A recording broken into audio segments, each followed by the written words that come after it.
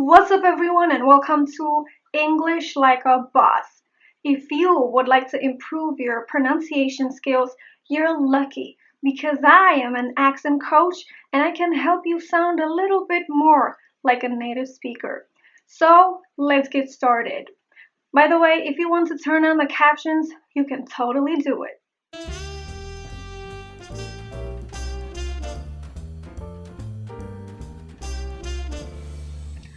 So in today's video, we will talk about aspiration and how to aspire.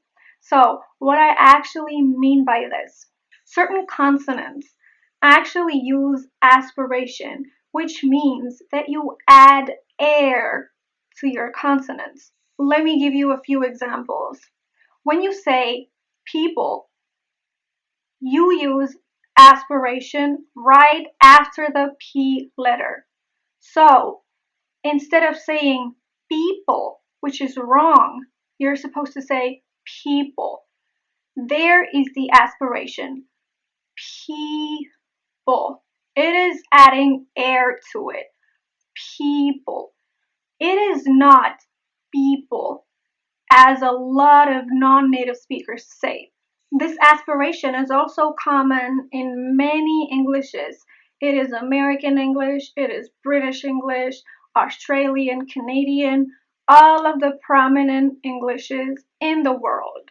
And what is also very common is that non-native speakers, especially Europeans, and even a lot of Asians and Southern Americans, they don't make the aspiration. So here, I want to give you a few rules on how to do it. The aspiration applies only to 3 phonemes, and they are b, t, and g.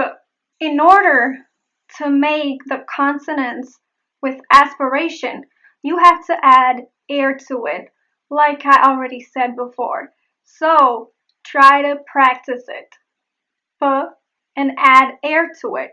It becomes p. K and add air to it. K. Th and add air to it. T. This is how you make the aspiration. Also, there are other rules on when exactly to apply them, but I'm not going to talk about them in this video. I talk about them in my private lessons and in my other paid programs. If you pronounce the words where you should use aspiration without aspiration, then it makes you sound less native. Let me tell you a few words where the aspiration appears. Probably, cute, play, pray, top, tweet, cruel, crazy. And let me ask you a question. Did you notice what happens when I say pray, play, probably, crazy, and all other words where you can hear the L or R consonants after the aspiration? What happens is that R and L become voiceless. So let me give it to you again. Play. Hear my L. Play. That is the voiceless L. Or pray. You can hear that. Pray. Now let's practice sentences. I probably picked the perfect play. And now you go. Probably picked the perfect play. Can you create it? Can you create it? Can you create it? This tweet tops all other tweets. This tweet tops all other tweets. This tweet tops all other tweets. This person is cruel. This person is cruel.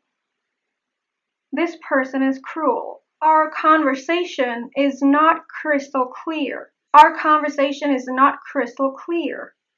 Our conversation is not crystal clear. As you could hear, I was using the aspiration. I was not saying, can you create it? I was saying, can you create it? I was not saying, this person is cruel. I was saying, this person is cruel. And I was not saying, I picked the perfect play.